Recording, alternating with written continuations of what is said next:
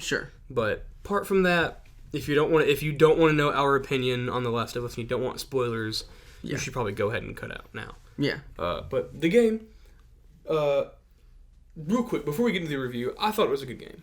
I loved it. The story is, I think 5 years after the first Last of Us.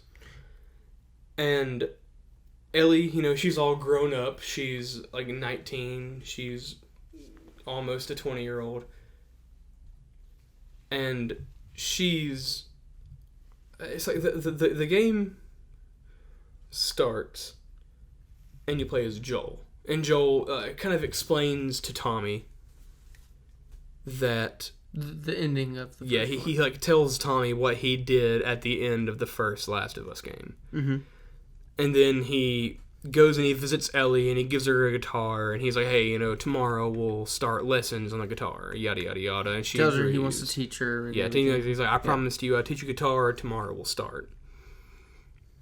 So, real quick, one thing, one of the musicians featured in the Last of Us is a musician I'm a large fan of. His name is Sean James. Oh yeah. Mm-hmm. One of his more known songs was actually the song featured in the first trailer for the game. It is in the game itself, and he also wrote an original song specifically for the game that is called Ellie's Song. When did it show up in the game? In credits, I'm pretty sure. Was it? Okay, yeah, you're right. It was there. Yeah. So anyway, when you start playing as Ellie, it's years after Joel gives her the guitar, and by now, like I said, she's 19, and you hear from people that something happened the night before the game started, and there's a character named Jesse who has recently broken up with his girlfriend, and in the night before, his girlfriend named Dina kissed Ellie, and there was a big hoo-ha. A big hoo-ha about this, some guy trying to make trouble, and something happened with Joel, and people keep asking Ellie if her and Joel are cool. Mm-hmm. And she's like, yeah, don't worry about it. So then she goes on patrol, and with Dina. Yeah. We're just giving you like the intro. We're not going to go through the whole game. Yeah, I'm not going to explain the whole story to you. Just kind of the opening. I'm kind of getting to the catalyst. Yeah. So, one of the characters that goes out with you, Jesse, who was recently broken up with Dina, his job on the patrol was to meet up with Joel and Tommy and relieve them from duty. Well, he couldn't find them. So he goes and he finds Ellie and Dina, and then they all split up to find Joel. Well, then you play as a new character, a girl named Abby. Abby is near the settlement that you're living in with a group of people, and you don't know what they're doing there. They're looking for someone. Yeah, and then you are attacked by a horde of infected. As Abby. Yeah, as Abby. And Joel and Tommy save you, and then she's like, hey, my people are living here, let's go there and wait out the horde. So you do. You get there, and then you find out that the reason her and her friends are there are to find and kill Joel. Mm-hmm. You guys introduced yourselves, and then Joel's looking around and he's like, you guys act like you've heard of us. And then Abby's like, that's because they have, and she shoots Joel in the leg with a shotgun. Oh yeah, Joel, the killing wound. Yeah, that's a kill shot. With the kind of technology they have at that time, that's a kill shot. But they tourniquet his leg so he doesn't quickly bleed out, and then she very slowly beats him to death. With a golf club. Yeah, with a golf club. And Ellie gets there. Ellie shows up, and basically the killing blow is landed on Joel while Ellie watches. And then one of the people in the group convinced them not to kill Ellie, so then months later, Ellie's like, alright, I'm going to hunt them down and kill them all. And the meat of the game is Ellie's hunt for vengeance, and then at a certain point, about halfway through, it stops telling Ellie's story, and it starts telling Abby's story throughout the time that we've played as Ellie, and we see a different version of the story. And basically, it's basically it two different campaigns, which is awesome. Yeah. They feel they feel pretty different, similar but still different, in my opinion. One feels like a full game, and the other one feels like an entire like DLC. Like if you told me that Abby's campaign was a DLC, very lengthy. I mean, almost the length of the whole game. It was almost as long as Ellie's campaign. Yeah. I mean, it really did feel like two different not two different games, but two different like stories, which was awesome. It was great how they pulled that off. Yeah, it was. I thought it was incredible. Mm-hmm. So anyway, that's. I will tell you that the game deals with some topics that some people might find very controversial and very touchy. Mm-hmm. For sure. I thought those controversial and touchy subjects were still handled quite well, maturely, quite carefully. I think maturely is a good way. That's a good way to put it. Yeah. So without further ado, we're gonna dive into the things that we use. Yeah. But we've removed a few things from our typical film scale and added a few things to account for the fact that it is a video. But game. we're still gonna find the average and determine our general score for the whole thing. Yeah, that's still how we're gonna do it. So all of these are rated 1 out of 10. Mm-hmm. So whatever the final thing is, it will not exceed 10. We're gonna start the categories that we're going to rate are gameplay, customization, lighting, direction, writing, plot line, character development, pacing, story structure, meaning behind the story, diversity, the Bechdel test, and the sound. I think we should add one to it. What do you think? And that's replayability. Okay. All right. So starting at the beginning with gameplay. The gameplay is very reminiscent of the first Last of Us game, which I personally enjoyed. My main complaint about the gameplay is a lot of times in the game, you will find a door that is locked. And it's like, shit, okay. So then you have to, like, find a way around into the room to unlock the door. And typically, it's like the door is locked, walk 5 feet to the left and jump over something, or crawl under something and then unlock the door. And by the end of the game, I was just like, damn, dog. How many times do I have to walk under a door to like how many times do I have to crawl under a wall to unlock a door? It got pretty repetitive. A little excessive. Yeah, it got pretty repetitive towards the end. But apart from how repetitive it got, like the combat is still pretty good in my opinion. I think I give gameplay personally like a 7.5. Okay. That's what I give it.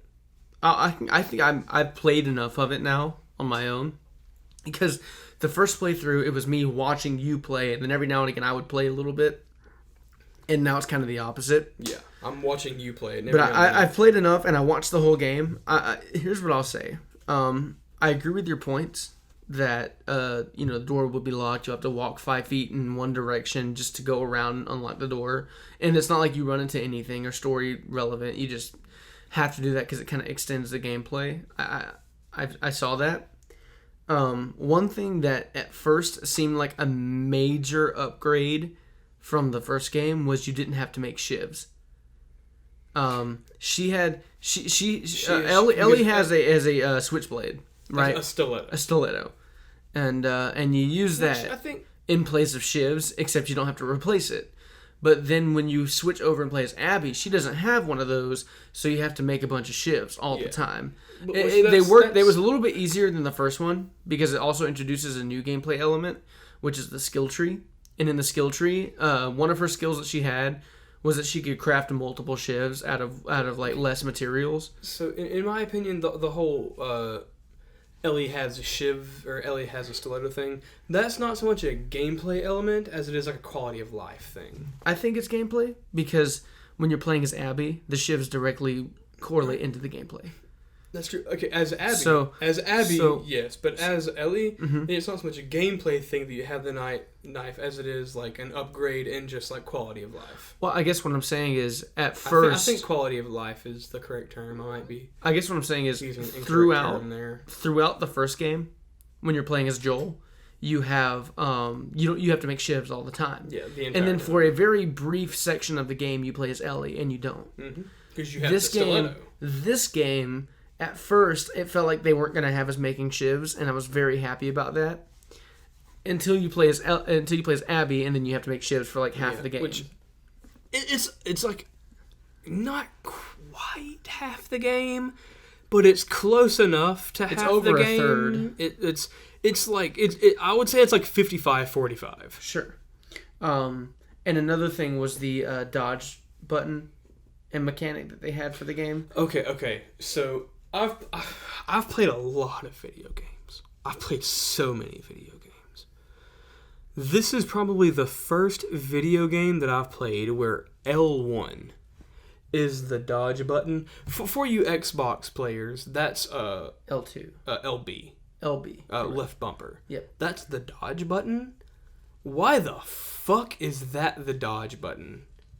I hated that as a dodge button. It never got me killed, but it was very inconvenient. I didn't like that. I don't mind it as much personally. I really don't. So I don't have a big problem with it, but I know you did. So you gave it a 7.5, you said? I give gameplay a 7.5. After how repetitive it got, because even in the combat, like the combat is fun. Yeah. But it's every combat is the same. It's you sneak until you get caught and then you fight. That's if that's how you want to play it. Encounter. If that's how you want to play it. Which is, in my opinion, that's how you should play it, because like if you have a shootout every encounter, ammo will run low. Yeah. So I prefer to kill as many as I can through stealth, and then when I'm caught, I'll shoot my way out. And they do implement elements that make it a little harder, because in this game there are dogs. People have hounds that can sniff you out once they like find out that someone might be there. Not as big a problem as I thought it was going to be. Yeah. They showed it in the Last of Us State of Play, and like I thought it was going to be like a big deal. It's not that big a deal. And I guess to add on to it in the gameplay, the introduction of a bunch of new creatures. There were a couple. There were like three new creatures that we were introduced to. Unless I missed something. There were only three. Granted, one of those new creatures is probably my favorite video game zombie. Oh, dude. And I'll tell you what it's called, but I won't explain it to you because if somebody's listening to this that hasn't played the game and plans on it, I don't want to spoil it for you. Maybe in a later podcast we'll talk about this game again and we'll talk more detail. But there is a boss in the game called the Rat King. And that zombie is fucking cool. I thought it was cool as fuck. Wild. But apart from that, but that's a boss that shows up one time. I think I agree with you. 7.5. I would go 7. So I think 7.25. You know what? I'd be willing to go to 7. Because the story is definitely where the strength of this game is, and we'll get there in a minute. Customization. So the customization far better than the first game. Oh, way better than the first game. Because in the first game, you had supplements to upgrade a couple things, and that was it. And you also you didn't have skill trees. You didn't, Yeah, this game you have multiple different things to upgrade skill wise. Like, you start the game off, and you have, like, 2 different linear paths to upgrade down. Mm-hmm. And then throughout the game, through exploring, you can find magazines and, like, pamphlets that give you information to upgrade more. So it's like, at the beginning of the game, you can upgrade... You have, like, a little skill line that gives you the ability to make your health packs more effective, give you more health. And then as you go, you find things that make it so that whenever you craft a bomb, you craft more bombs from the supplies that you use and things like that. And so the customization, just as far as skills go, is definitely superior in this game. And then with your guns through the scrap, I feel like you have about as many options as you did in the first game. Every gun has like 4 things that you can upgrade with scrap. Yeah. So I still give it more, but considering how customizable other games are, the customization isn't like out of this world. You know, I think it fits for the type of game you're playing. I would give it. I'd probably give it a 6, 5, 7. Okay. No, I think that I think for the game that we're playing, I think it fits pretty well. I think that I don't know, man. I think that that as far as like the skill tree goes, I think that kind of gives a big plus from the first game. It's not just a couple of skills. You know, you got rows and rows and rows, and you have to explore to find them. But I really do think that the gun customization is a little bit better because also when you customize a gun in this game, what you do to the gun changes the way the gun looks. That is cool, but that's more of a cosmetic thing than a customization thing. But what are cosmetics but customizations? You know? Well, I mean, customization has to do with how you play the game. Cosmetics is what it looks like. I feel like customizing cosmetics is a relevant part of a lot of modern games. You know, how many games have you played where like the outfit is, you know, the whatever you wear is what needs to be customizable, where you can wear whatever you want and it looks how you want it to look. You know, I do think. Sorry, say that again. Okay, in games like, I guess if I was thinking like games like Fallout, or even games like Saints Row or whatever. Real quick. Making things that look a certain way is different than doing than like stats. Well, sure. This game, the two are tied together. Mm-hmm. A great customization option is like Monster Hunter World, where you equip the things that give you the stats that you want, and then you go do a thing that you go like transmogrify, to use a term from like World of Warcraft. Sure. You transmogrify your armor so that you keep the stats, but it looks like you're wearing something. That's great customization. In this game, you'd say, I want a sight, and they put a sight. I want damage, and fair enough. I want fire rate, and she cleans the gun. That's not the same. Okay. Yeah, I'll agree that it's not the same. Like Diablo. Yeah. Diablo, I had Diablo 3 specifically. I had crazy good gear for one of my characters, and then I was like, okay, I have all this awesome shit, but I want to look different. So I could go in and I could change the way all of my gear looked. Okay. And that's a whole nother level of customization that isn't even an option in this game. I see what you're saying. I get it. One other thing that I think kind of still fits in customization, it might fit more in the gameplay, but maybe it kind of fits in both, is the fact that you can craft silencers. Yeah. To put on your guns. Which, by the way, your silencers would never work in real life. They're fucking Coke bottles taped to the end of your gun. But if you get the upgrade for the silencers, they're spray paint cans. Are they? I never noticed that. They are. Oh, so fucking stupid. The customize, but still, if you're judging it like, you know, what upgrades it did to the first game, I think it has a lot more customization than the first game. Yeah, but that doesn't mean that it has good customization. So what'd you say? 6.5 to 7? I get like a 6.5. Yeah, I think okay. I'll give it a 6.5. But I think the first game is definitely not, you know, terrible with customization. Okay, 6.5. All right. Lighting. I think the lighting was pretty good. Yeah, kind of just good lighting all around. Yeah, all around there wasn't like there was never like a Battle of Winterfell case where I couldn't see what was going on, and there was never a case where like it was blown out. The lighting throughout the whole game is good. Yeah.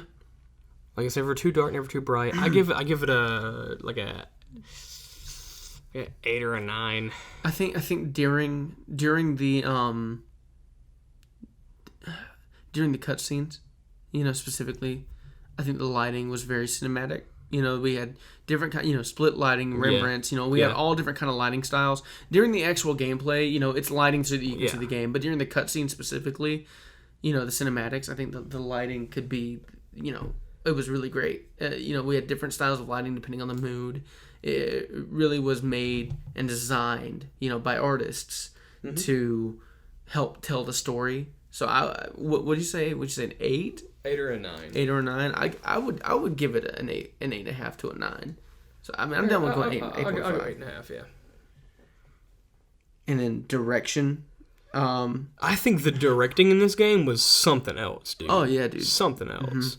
Sucks. The guy that directed the game talked about how like the day that the big Last of Us 2 leak happened was one of like the worst days of his life. Damn. And that's rough, but that doesn't change the fact that this dude was a great director. The performances that he got out of these people and the visual story style that he tried to tell was out of this world. Yeah. I would give the direction a 9.5. A 9.5? I think that the direction was very well done. Again, the way he directed his actors, specifically because they're trying to get a good performance. If you ever watch the behind the scenes footage of them getting this motion capture stuff, they're sitting there holding like PVC pipes and touching things that aren't actually in the game. Like nothing looks like they're wearing like in some black suits with balls on them. Yeah, and in some cinematics, like you have a gun and they have nothing. They just have to hold their hand as if a gun's there. Yeah, I think that yeah, no, for real. And he has to get those. Granted, the actors in this game are phenomenal, but he's having to pull those performances out to the best of their abilities, and he definitely succeeds in that. Yes. And each of these cinematics was shot that way. There was no cinematic that was just done on the computer. They had people motion capturing, and he's directing them with their vocal recordings, with their vocal performances, the way that they stand and move. I mean, all of that's being captured. The only difference, and it's being captured by cameras. The only difference is it's being translated digitally into a game using 3D graphics. It's not the same, but it is in a weird way. Kind of like how they did the Polar Express and things like that. It's motion capture. If you watch Avatar, James Cameron's Avatar is done the same motion way. Capture, yeah. So no, the direction was on point. And outside of the performances, if you just look at the art direction, the style, the colors. I mean, just all of it. Thematically speaking, it just fits so well. Genuinely phenomenal direction. If it wasn't a video game, it'd be a film, and it'd be a damn good one. So like the direction for it felt like a movie. A good movie, not just a movie, but a really great film. It genuinely, it was directed very, very well. So it's awesome. I'm gonna give that one a 9.5 as well. I agree with you on that one. The writing. Okay, I've heard a lot of people online talk shit about the writing. I thought the writing was pretty great. There's the payoff in the end to some people was very disappointing. I don't agree with that. I think the writing was pretty good. The story was great. They do a good job of like demonizing someone, demonizing certain people and humanizing others while not demonizing some. It's hard to explain without getting into the nitty gritty. I think what you're trying to say is that they do a really great job of making characters that aren't one way or the other, good versus bad. Yeah, they do a good job of showing both sides of a character's decision. The hard they choices show the good and the bad of everything you do. The hard choices you'd have to make in a post-apocalyptic zombie survival scenario. Like, God forbid my video game about surviving in a post-apocalyptic time actually show the horrors of living in a post-apocalyptic time. Yeah, God the kind forbid. of decisions that you'd have to make. And, I give writing a 9. Yeah, I think that the way that they fleshed out the characters that we already knew, and then the way that they, even through flashbacks, we said that Joel dies in the beginning of the game. Yeah. That doesn't mean that's the last time you see him during the game. Yeah, you see Joel throughout the entire video game. Yeah, he's flashbacks, and you learn more about his character. You like he changes throughout of it, and I guess what I'm saying is, like, you know, throughout the entire game, it's not just him doing that, but all these other characters too.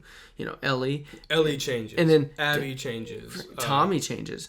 Tommy definitely changes A lot. Dina, actually. Dina doesn't change all that much. Dina doesn't change all that much. Jesse doesn't change at all, sadly. But the main characters that we're following and playing as, all of them, even Owen changes a little bit. Owen has a big change. Yeah.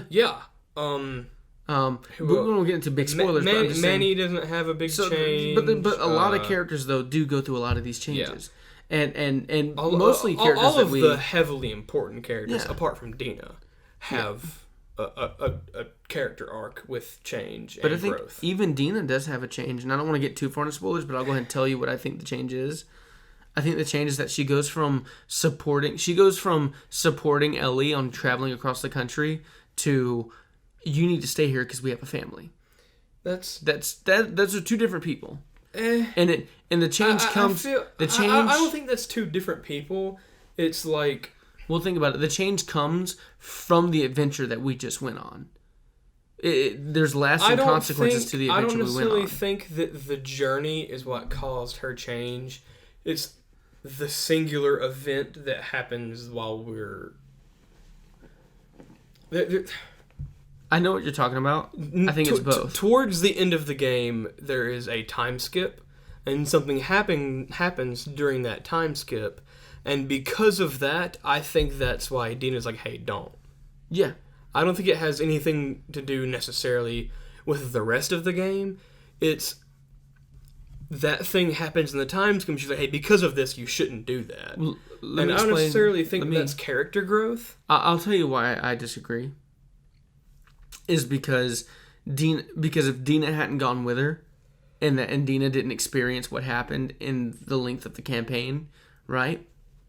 If she didn't experience like what it took for her to go through that, what it took for Ellie to go through that, and seeing what that's done, and all of the sacrifices and all of the hard decisions and the bad things that she experienced through that campaign, she may not feel the same way. I think that a lot of it came from. Well, hold on. I think that a lot of the reason why she feels the way that she does about it, aside from the one singular thing that happens, I think a lot of the reason that she doesn't want her to go is because she knows the horrors, and she knows the horrors that are out there, and she knows what Ellie is going to go to. She's seen where Ellie will go to get what she wants, as far as, you know, revenge. She has seen what Ellie will go, what she'll go through to get there, and she doesn't want her to go through that, especially when she's already made a commitment to somebody else, you know, something else. Yeah, I disagree. Fair enough. Couldn't disagree more, actually.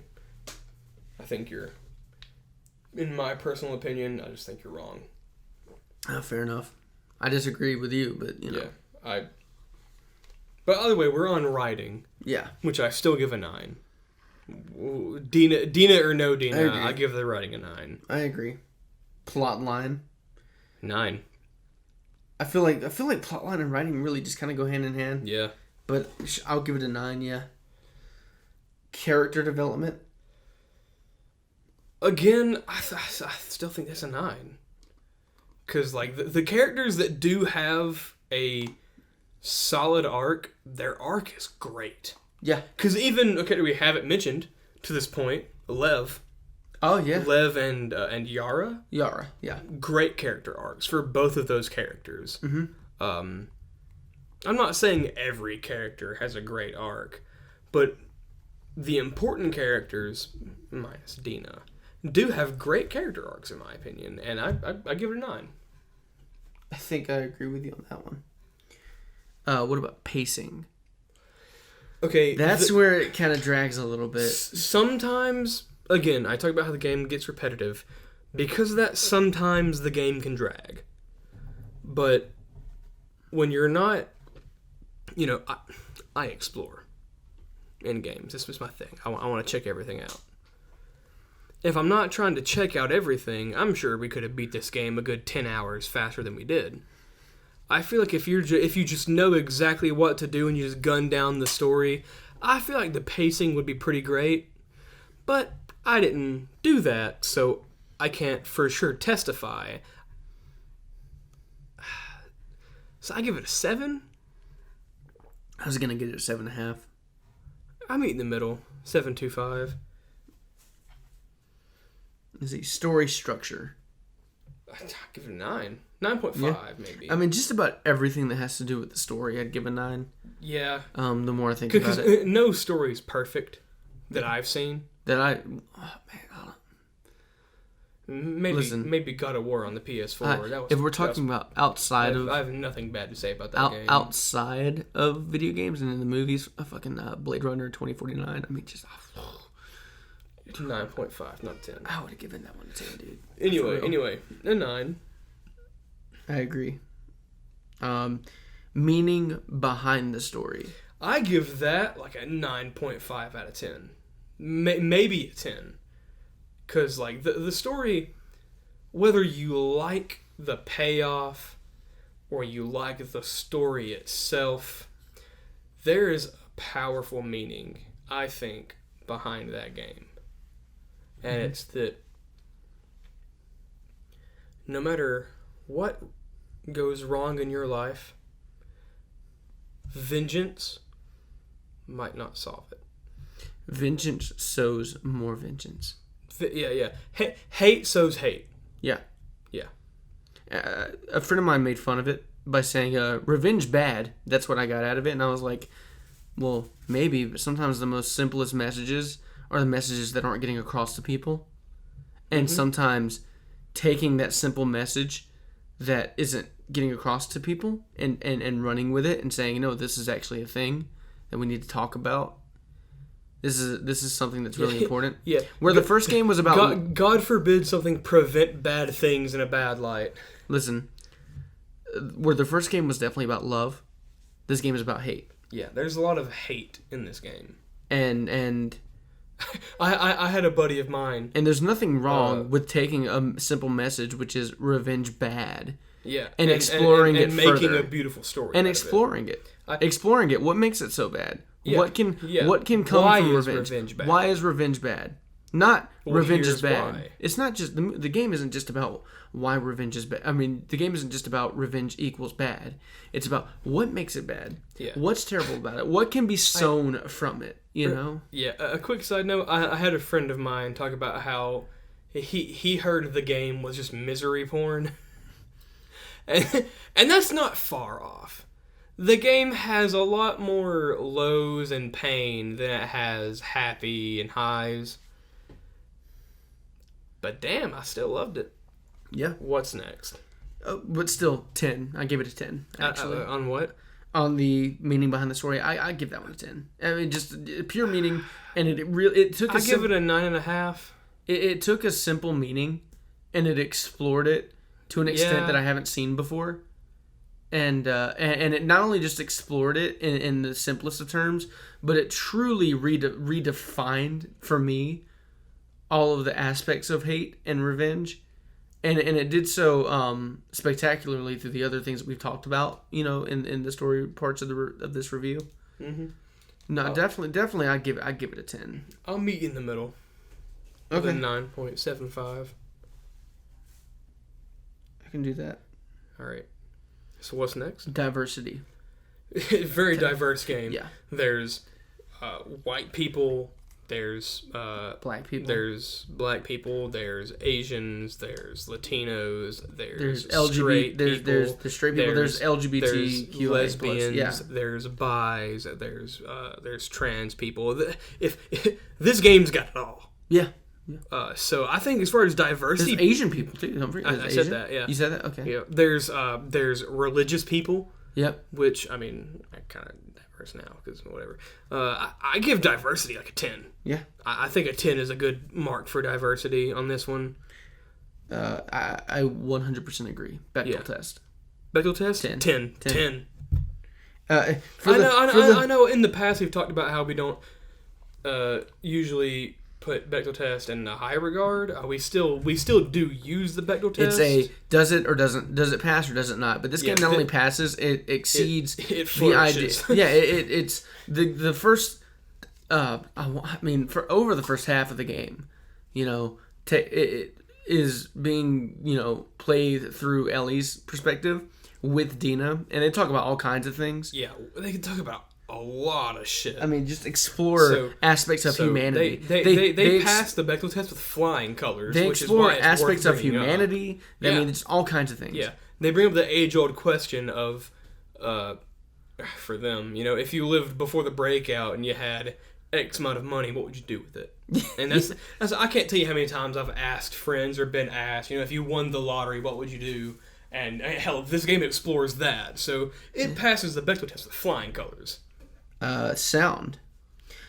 The sound design was, in my opinion, quite something. Not perfect. I give it like a 8.5. Here's the question I'll ask though, because this happened multiple times when we were playing, and I don't know if it's the game or if it's your console, but there were times where the sound cut out just completely. That is, I think, my TV.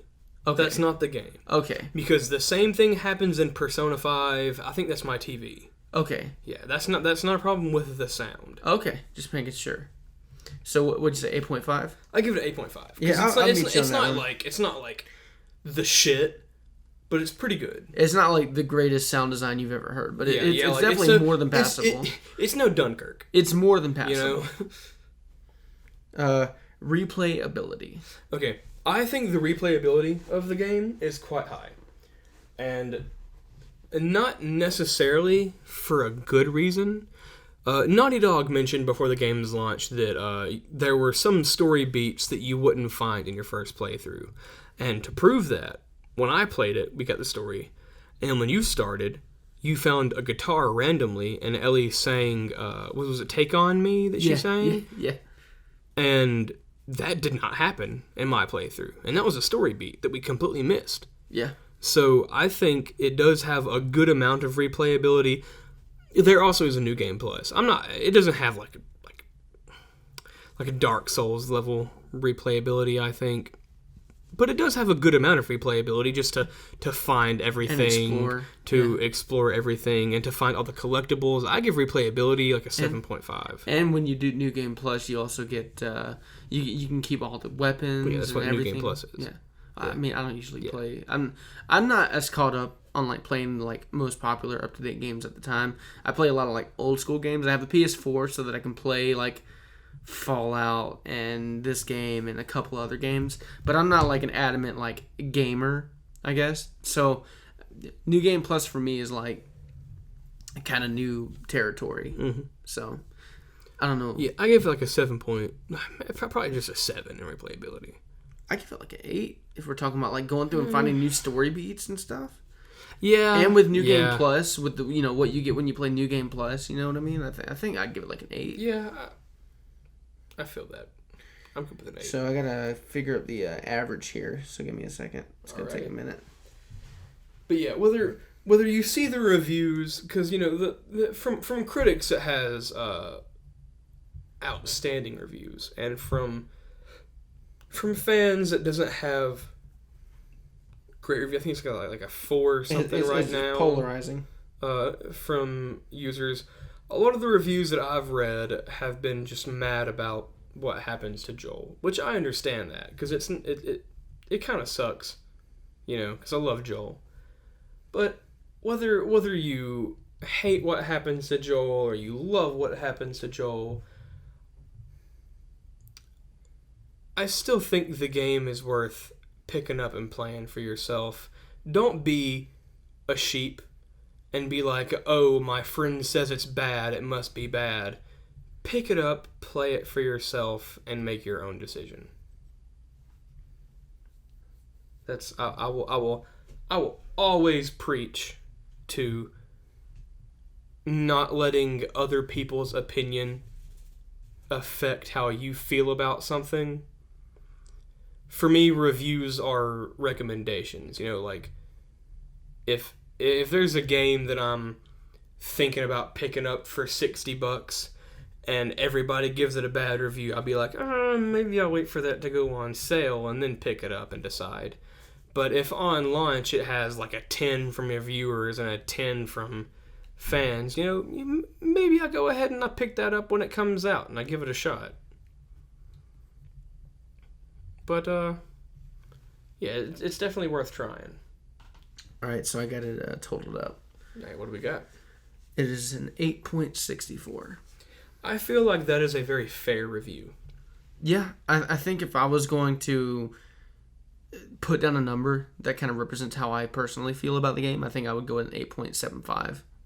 But technically, I would round it to an 8.6. Again, this is our conjoined opinion. Yes, absolutely. So, fair enough. So yeah. So again, so we give The Last of Us an 8.6.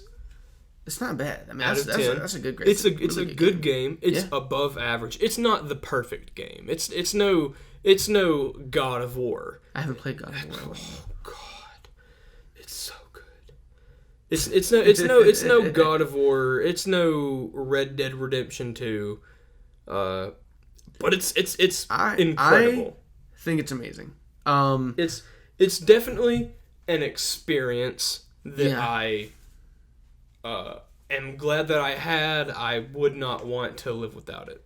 Yeah, no, for real. I think that's a little dramatic of a statement. I would not want to live without it. Like if you put a gun in my head and was like, you can either... Yeah, it's like I blow your brains out, or you can play The Last of Us 2. I'd be like, dude, fuck that game. But like, it's a great game. Wait, what?